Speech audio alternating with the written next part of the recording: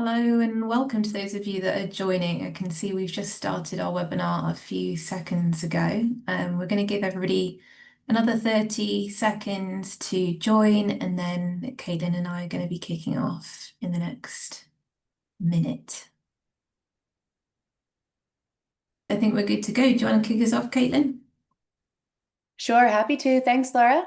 My name is Caitlin Pentifallo. I am the head of regulatory strategy and sustainability at Novata, and I'm really excited to welcome you today to our State of Sustainability Report for 2025. Today, we're going to go through just a couple of welcome introductions, go through about our survey, how we ran it, go through key findings, deep dive, and looking ahead. Before we get started, let me turn it over to Laura to introduce herself. Thank you, Caitlin. Hi, everybody. I'm Laura Callaghan, and I'm our head of advisory here in EMEA at Novata. So, for those of you that don't know, we have an advisory team that sits alongside our brilliant ESG data management platform, and we are the subject matter experts that are often speaking directly with clients and sustainability leaders all about their challenges and trying to reduce all of the headaches that everybody's currently battling. So, very excited to be here today. Couple of notes. Please do use the Q&A function to submit any questions that you have, and we will try to get to all of them at the end. We also have a Q&A section at the end available as well if anything comes to you right at the very end. And also this webinar is being recorded, and we will share the recording with attendees via email later this week as well. So without further ado, let's kick off. So, a little bit about the survey before we dive into all of the key findings. We were really excited to have this survey undertaken over the course of 6 weeks during the summer. So, from August the 20th through to the 26th of September this year, we had nearly 250 complete responses. And our goal of the survey was really to better understand what sustainability teams are prioritizing, what challenges they're facing, and how they're structuring and investing to actually achieve their goals.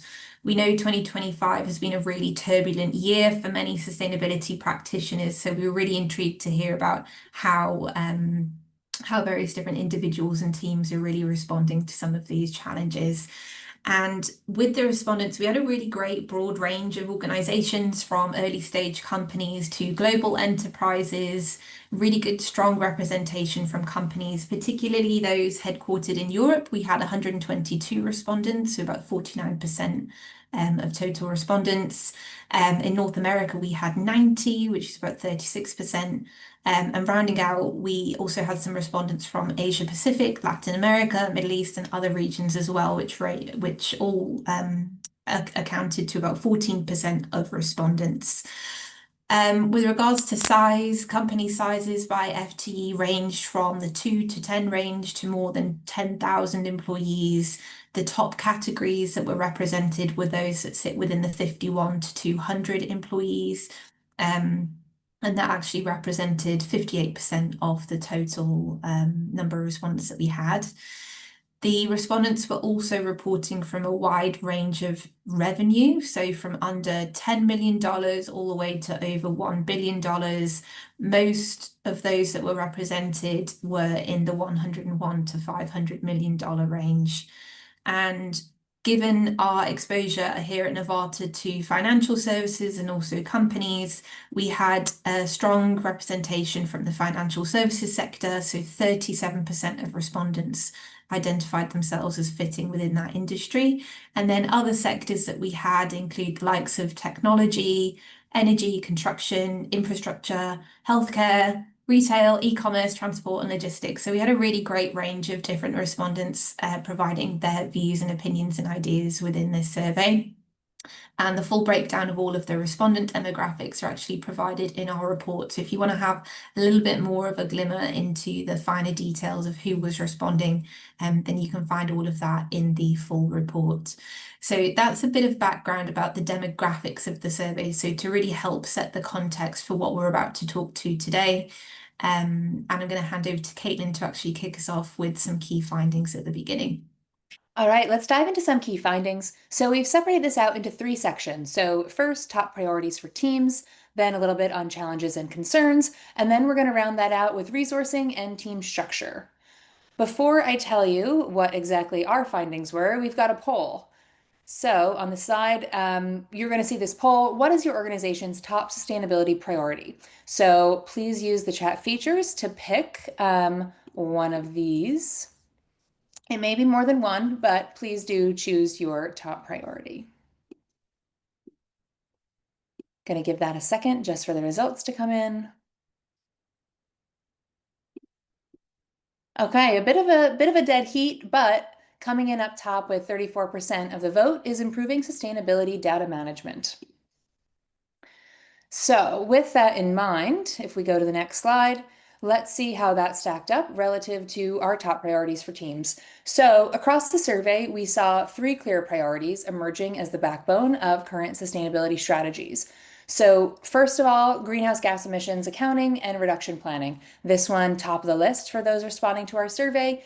Sustainability or ESG data management and data quality coming in at number 2, not surprising there as we know how troublesome that can be. And then third, regulatory compliance and reporting. So across the whole, we see a bit of a cross-section of tool usage, getting GHG emissions and making sure that that data is of a high quality. To look at this a little bit more by type, what we've done is split that out into financial and then to non-financial. So we can see a little bit that we are experiencing some differences here. So these priorities are going to shift a little bit from simply focusing on data, but also demonstrating measurable outcomes. So on the one hand, we see overall for financials, 44% said ESG data management, data quality, those sustainability data management, top of mind for those financial firms. Close 2 and 3 with ESG, risk management or governance, and then GHG emissions. However, if we look at the non-financials, we see a little bit of a different story with 40% going over to GHG, emissions measurement and reduction. So we do see this, quite consistently. You're going to have GHG, whether you're doing IFRS, whether you are doing California 253, really focusing on scope 1 and 2 before going into scope 3 is something we see quite commonly. On the other hand, that sustainability data management, so going out beyond those scope 1, 2, and 3 emissions, is definitely at focus for financial organizations. So governance, reliable data, also going to be critical, transparency growing. And of course, we'd be remiss if we didn't mention regulatory compliance and reporting. So those with a finger on the pulse will know about the changes coming in with the Ninth Circuit issuing that emergency stay on 261, which is the climate-related risk disclosures. However, 253 for greenhouse gas reporting does remain on target. So just as Laura will tell you in the EU, lots of a shifting landscape, whether it's Omnibus, CSRD, CSDDD, even SFDR releasing some changes we're expecting today. We do see that shift, and accordingly, we see that organizations' sustainability priorities do tend to shift around those.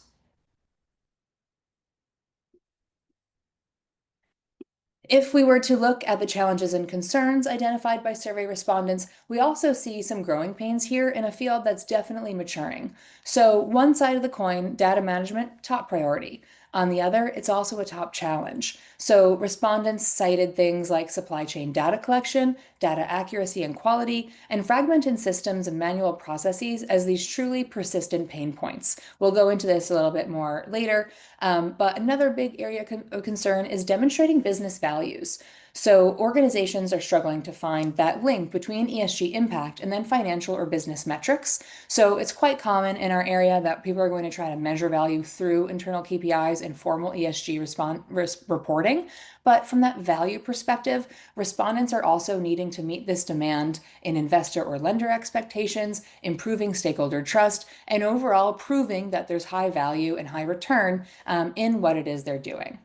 Lastly, in terms of resource constraints, getting leadership buy-in, securing resources, managing those budgets do come up as challenges.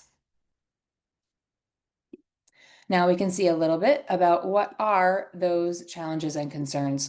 So when we look at how this is broken out by company type, again, those financials and the non-financials, getting leadership, that internal buy-in still remains a challenge for 33% of financial services, and then on the other hand, 29% of non-financial companies. Interestingly, though, for financial services, securing a budget was only a concern for 8% compared to 30% for others. So, financial services not having as big of a trouble securing that budget as those non financial counterparts are reporting. So, these resource constraints also have a direct tie in to structures and tools, which we'll dive into next. Thank you, Caitlin. I guess before we dive into those, we'd also love to hear your thoughts. So we're going to run another poll to understand what are the biggest barriers for you to demonstrate the return of investment of sustainability and ESG topics. Hopefully you can all see those four options on your screen now. We've got lack of senior leadership buy-in, evolving regulations, the inability to track decision useful data, and communicating value. So let's see what those of you on this webinar are seeing as your biggest barriers to demonstrating ROI. And then I'll hand back to you, Caitlin. Okay, interesting. So the inability to track decision useful data, and then a very close second, communicating value, seem to be the biggest barriers that you each have provided within the webinar. And then lack of senior leadership buy-in and evolving regulations, equally both kind of in that latter position. So yeah, interesting insights. Back to you, Caitlin. Okay, let's talk a little bit about team structure. So, as we know, sustainability functions continue to evolve as organizations refine those roles, their resources, and processes. So, 79% of respondents overall reported that they had a formal sustainability function, either as a dedicated team or in a solo role.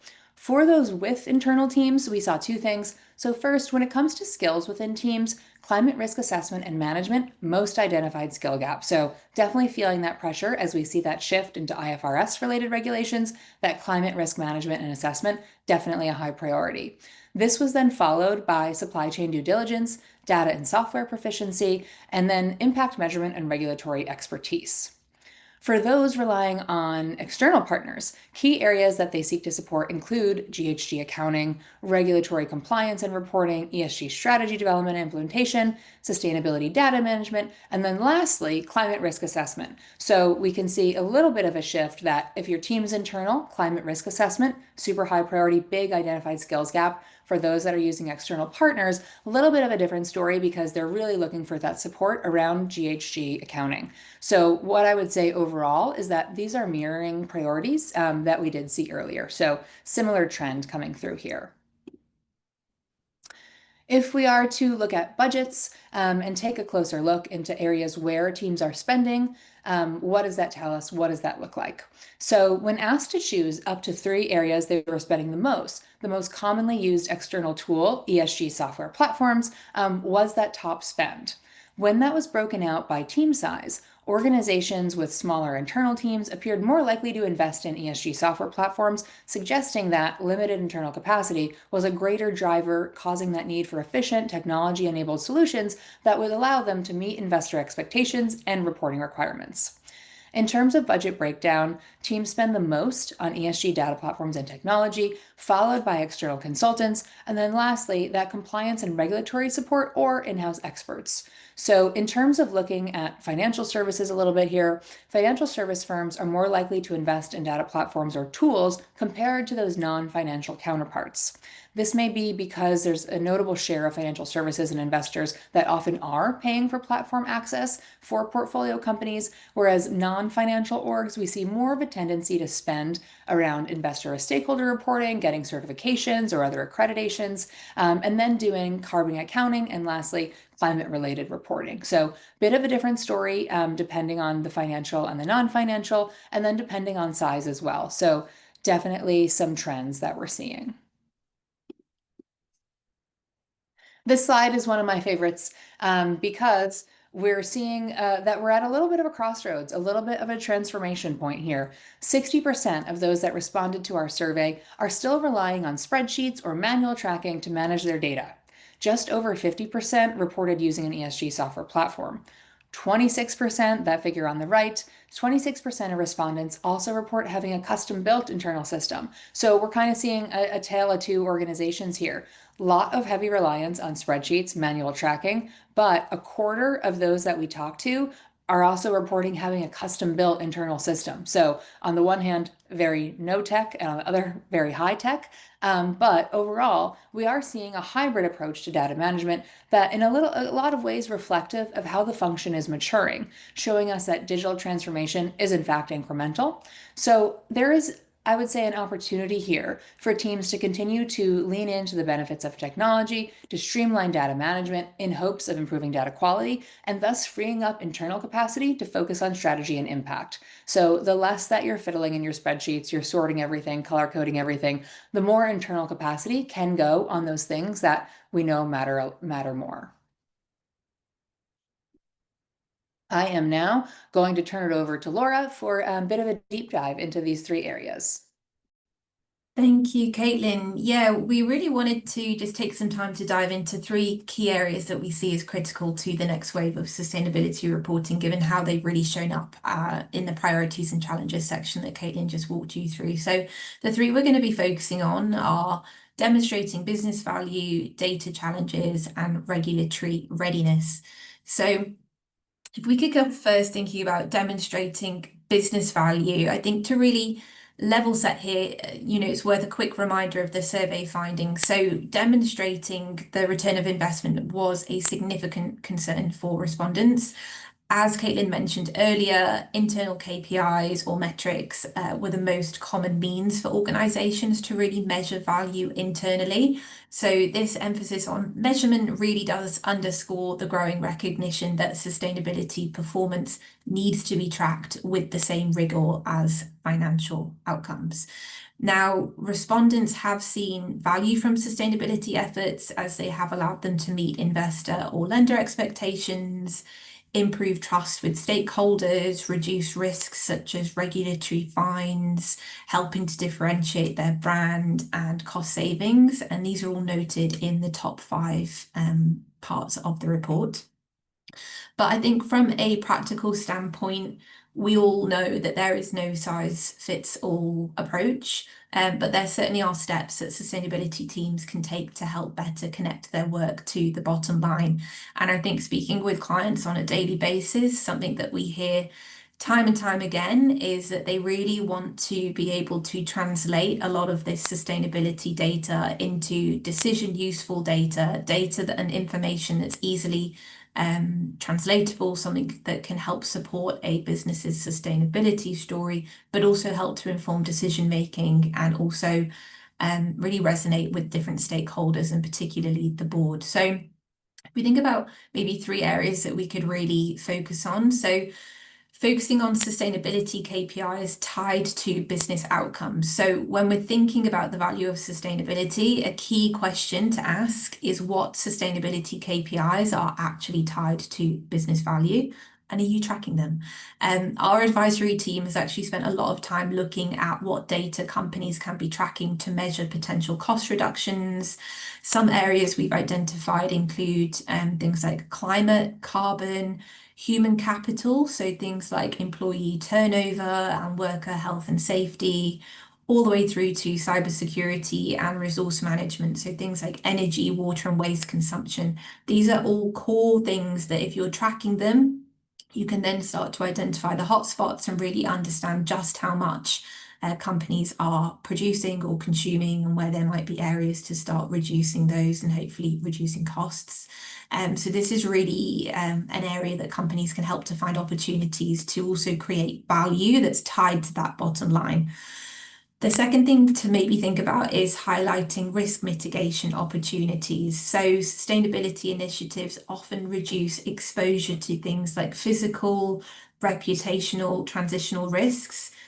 So thinking about regulatory compliance, some of the regulations Caitlin was mentioning earlier, not only ticking those boxes from a regulatory perspective, but one area where we're really seeing more of a push to demonstrate value is through climate risk and resilience. So with frameworks like the TCFD, for example, really defining risks and opportunities in a financial term is a critical component of that framework. I guess that's in the title of Task Force on Climate Related Financial Disclosures. one of the reasons that's such a brilliant framework is it's really not trying to reinvent the wheel, but it's trying to get companies and all stakeholders to really think about climate-related risks and opportunities through the lens of a business. And I think that's a really good framework for companies to use. And it also helps to understand about investing in climate resilience, because if you invest in that, you can also help to mitigate risks to the business. So conducting things like a climate risk assessment of your portfolio, or for all portfolio companies, conducting a risk assessment if you're a company across different facilities or geographies, that can really help you to understand where the most potentially costly climate risks are. So thinking here about the impacts of extreme weather, rising sea levels, drought, whatever industry you're in, you're going to have different risks and different opportunities. But if you don't quite understand what they are and how they impact the different parts of your portfolio or your business, then it's very difficult to develop a plan to mitigate those costs. And so we're really seeing a huge increase, particularly this year, in companies who are looking to actually understand their climate risk. And they're doing that through collecting a lot of the data and working with our advisory team. The very last one I'll say is prioritizing consistent and comparable data is key. Not all sustainability risks and opportunities are easily tied to financial value, but at least improving data quality can really be an important first step. So better data really leads to stronger analysis, and then that can help to really reveal true trends and help you to link those to financial value, again, helping to add to your overall business case. So the data alongside the other 2 points can really help to build that powerful narrative that I feel a lot of businesses are currently struggling to really develop and communicate both internally and externally. So as long as you can focus on these 3 key areas, I think is what is going to be most helpful when you're looking to demonstrate business value. Now, if we move into data challenges as our second deep dive, sustainability and ESG data management and data quality were also considerable concerns for respondents. Now, the survey found a hybrid approach to managing data. So about 60% are still using manual processes, but over 50% also are investing in ESG data management systems as well. Our teams here at Novata work really closely with clients to help simplify those processes, conduct data reviews, data checks, understand the challenges both from investors sending those requests, but also portfolio companies that are responding to those requests as well. And based on our experience, we've pulled together a couple of tips that we thought would help to streamline processes and improve quality. So for investors, it's really important to define your metrics clearly. We have a huge library here at Novata, thousands and thousands of metrics that are aligned to standards, frameworks, and regulations. All of those definitions are adopted by the thousands of companies that we have using the platform.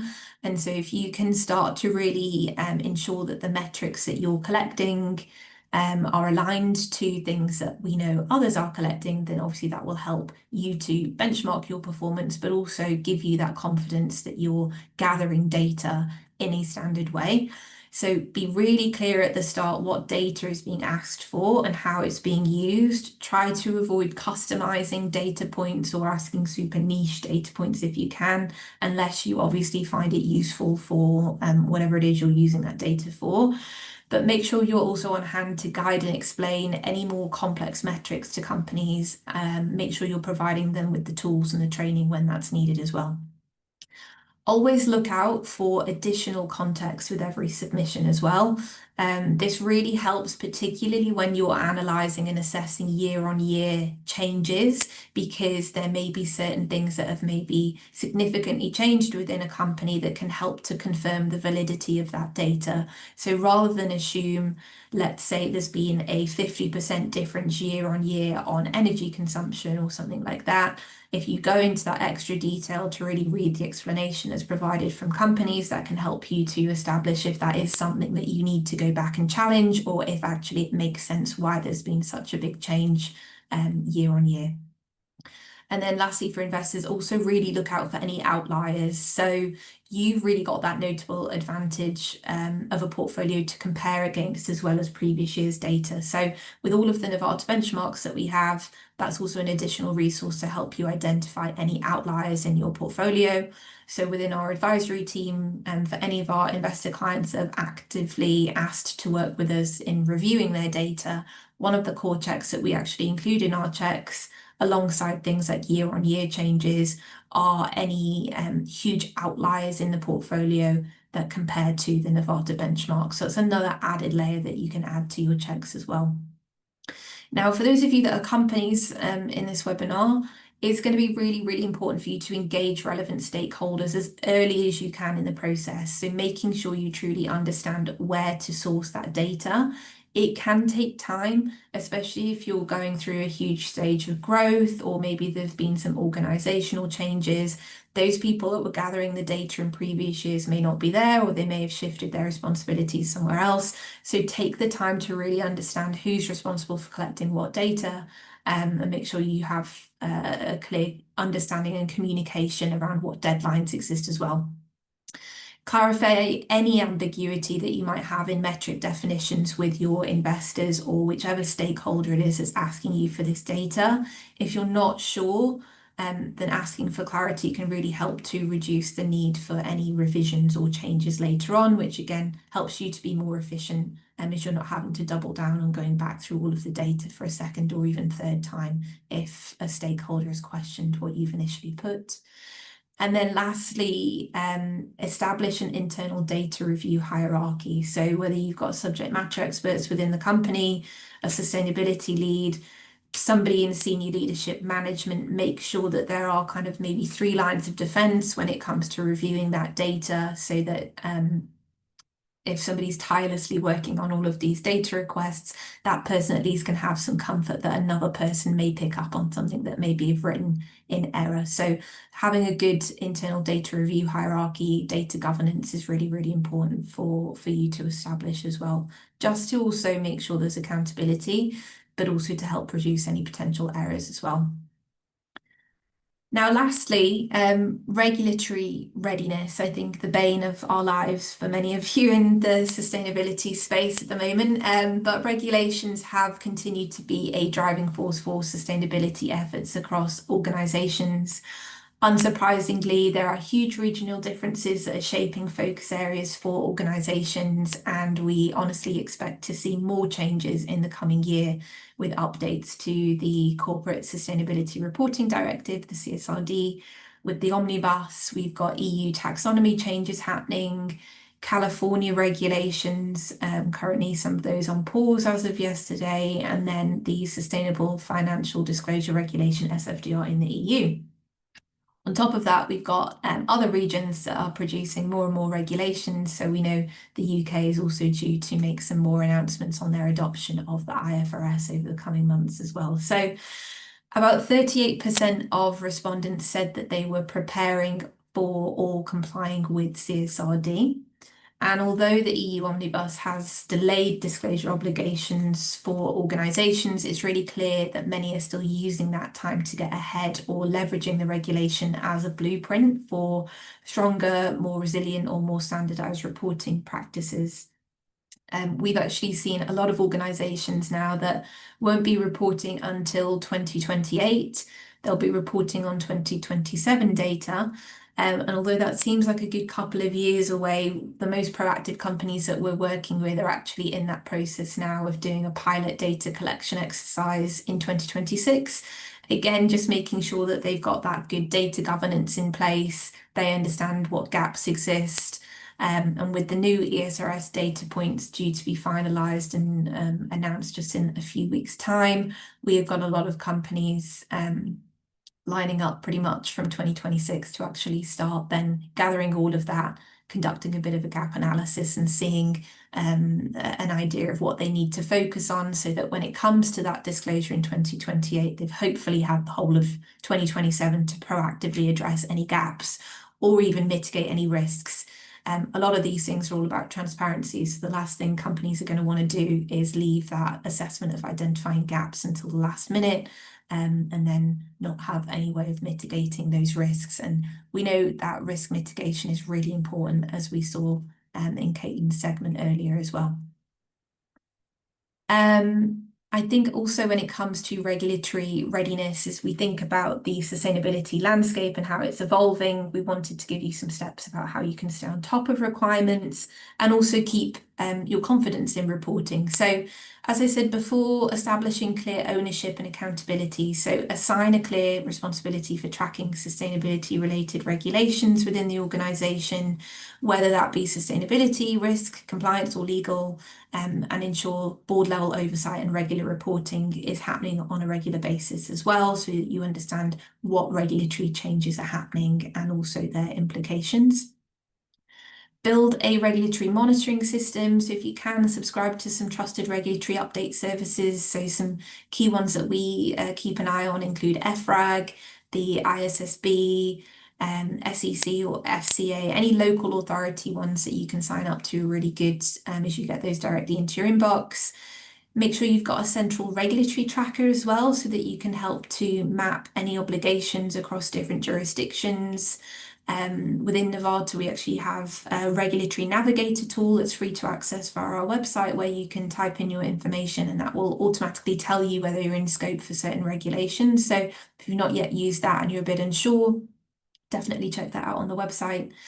And then lastly, aligning internal frameworks early. So definitely recommend that you use existing frameworks, as I mentioned, those like the TCFD, ISSB or CSRD as reference points. Even if you're not legally required to follow them, they're a really good blueprint. Conduct that gap analysis between current reporting and forthcoming requirements to identify where you may need extra data or where processes are needed.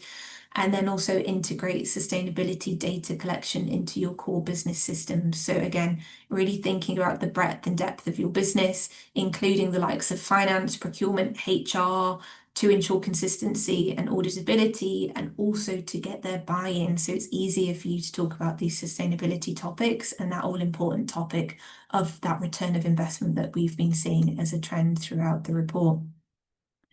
Strengthen data infrastructure, so apply a collect once, report many approach if you can. Engage stakeholders and educate them internally. So if you can offer any training for those businesses and those business units and departments that are maybe a bit less familiar to this process. Here I'm thinking finance, legal, operations, procurement. Make sure they're aware of any upcoming regulations and their implications. Make sure you're engaging your investors, your lenders, your partners to really understand what they're expecting of you as well. And also adopt a future-focused mindset. So don't just aim to comply with what's happening today or tomorrow. Try and use them as a blueprint for best practice. Keep thinking ahead. Anticipate convergence across frameworks as well. So how can that impact your systems? How can you adapt to each of these different changes that are happening? And then also just treat regulatory readiness as an investment in resilience and credibility with stakeholders, rather than it being a cost of having to do business. So with all of that in mind, looking ahead, we have a summary of the top takeaways for your teams to think about for the year ahead. Number one, the next wave of sustainability reporting will focus on driving real business value. So think about what is financially material to you and which KPIs can lead to tangible cost savings. Many regulations may be in flux, but preparing now will not only help to set you up for success, but when there is clarity, you can also help to strengthen reporting systems and improve outcomes as well. The sustainability function is becoming more embedded in business strategy and maturing as roles, budgets, and accountability are defined. So invest in resources that can help make your job easier. As a data management platform, we see the benefits of technology and AI tools in helping to alleviate the manual burden of reporting and saving teams time in focusing on impact. And then lastly, thinking about benchmarking, use that as a really important tool for sustainability teams to not only understand their progress, but also to get a clear picture of where they stand in relation to peers and industry standards. So There are key takeaways. You can find all of those within the full report as well. I fear, Caitlin, I've just read this slide and it was your slide, but I do know you have a poll for us before we end the session and move into the Q&A part as well. So I'll hand back to you. Thanks, Laura. You nailed it. Wouldn't have added anything anyway. So just as we wrap, we've got a final poll for you before we segue into a little bit of Q&A. Are you interested in learning more about Novata's platform and advisory services? And so let us know if you'd love a demo or if you're good. But do let us know, and then we'll look at some questions. Perfect. I think we'll let that poll carry on in the background, Caitlin. And I can see some questions coming in. So for those of you that maybe joined us later, we've got a Q&A going on for these next few minutes. In terms of return of investment of sustainability, what are the most common non-financial metrics being accepted by stakeholders as a true demonstration of business value? Caitlin, I wonder if you've got any thoughts on that being our metric queen here at Novata. This is a good one because I think there's a lot happening in this area. So I know there's work at NYU on their Rossi project. There's lots of work happening and research happening in-house at Novata as well. When we really think about what those non-financial metrics mean in terms of demonstrating ROI, there's a couple that come to mind. I think, we see a lot of talk around something like retention. So when we look at something like turnover, what does it mean to reduce a turnover rate, and what are the accepted values that you can apply to something like that? So if we know on average, universally, we see about 16% turnover, what is actually the money that's being saved if you were to lower that, if you were to get your retention down to 12? Conversely, what does that spend look like if you see your retention shooting up, that turnover percentage going up to something like 20? And so there's been a lot of research on what is the true cost of retaining an employee, whether it's from your HR teams hiring external consultants, going out and seeing what's out there, trying to hire, bring that in, the knowledge lost. That's one that comes to mind because I think it's quite well cited that we're looking at between 50 and 150% of an employee's salary just to replace that employee. So we do see a lot around turnover, retention, anything that you might caught wind of through our workforce module are all things that come to mind in terms of what are those costs of the workplace and what does it mean if you're implementing employee retention or you're trying out some other things to keep those employees in-house. I think that's an example that I've definitely seen a lot of literature and statistical analysis on. I'd agree, and I think that links to another question we have, which is where are you seeing PE firms focusing on value creation the most? So actually within our advisory team, we've been working on our value creation solution. So thinking again, in addition to that human capital example that Caitlin just mentioned, we really see a big focus on things like Scope 1 and 2 emissions. So where there are jurisdictions where there's a price on carbon, greenhouse gas emissions data is really needs to be readily quantifiable as a cost. Other examples we see PE firms thinking about are cybersecurity, number of data breaches. These are obviously very costly for nearly all industries. For some, they can even be catastrophic and mark a significant risk to the business. So quantifying the cost of company performance on this issue, by thinking about company and or industry data is another one. And then lastly, another one we've been working with investors on is resource management. So energy consumption, water consumption, waste management. We see a lot of PE firms, depending on industry, really want to focus on the costs of consuming, managing and disposing of resources. These are generally pretty straightforward to calculate. Using performance data and utility information. So although the resource management part may not be material to every single company, I would certainly say PE firms are focusing on emissions, human capital, cybersecurity almost all the time, and then resource management depending on the industry. So I think we've maybe covered two of those questions in one. Another question for you, Caitlin. Do you want to take the AI one or the CSRD one? Yeah, let me take the AI one. So how do you see using AI as a tool for sustainability teams?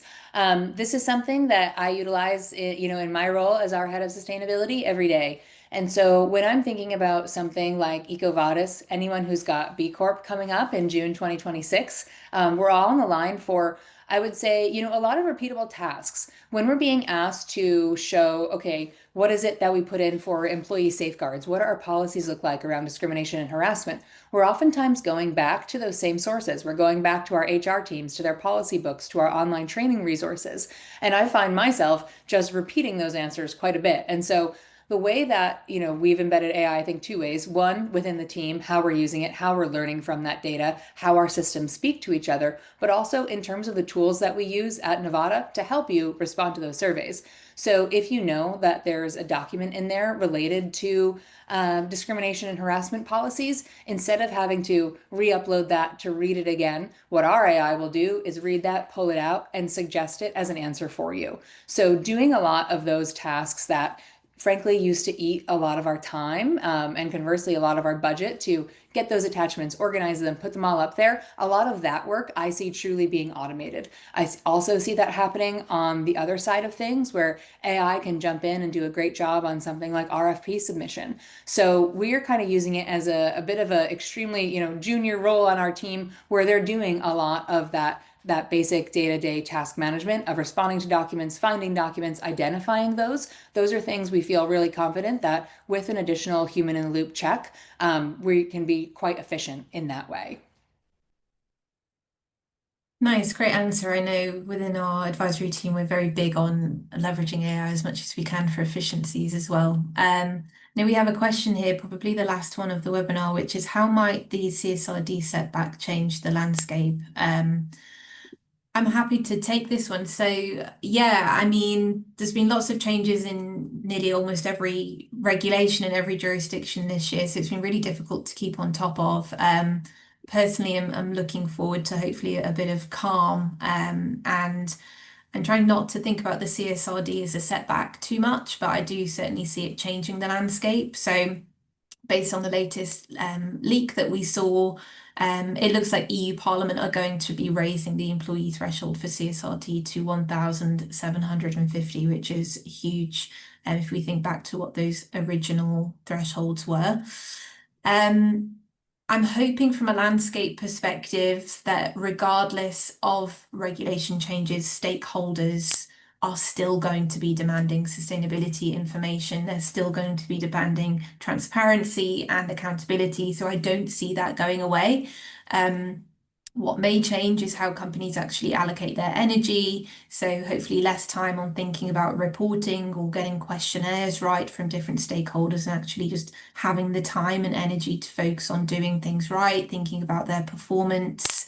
And then also for companies that do genuinely embrace the changes, I think it's a really good turning point for those to actually move away from just focusing on reporting for the sake of reporting and actually thinking about what is being reported and the fact that companies have hopefully done something that matters and they have something good to be reporting rather than just reporting for reporting's sake. So the CSRD changing the landscape, yes, I think it could be a challenge for transparency of certain pieces of information, but I do still think stakeholders are always going to be asking for that transparency and accountability. So I hope it doesn't change the landscape too much, and it will ultimately be up to those businesses that want to prioritize it to just kind of get on with it and lead into those changes. So hopefully that can be a good step forward for companies. And with that in mind, Caitlin, we're actually 45 minutes in, so I believe we've answered all of the questions. Want to say a huge thank you to everybody for joining us today. As I said, the recording will be shared later this week, and you can find the full report on the Novata website, www.novata.com/resources. Wishing you all a great afternoon, evening, wherever you are, and thank you again, Caitlin, for joining me today, and hope to see you all soon. Thank you.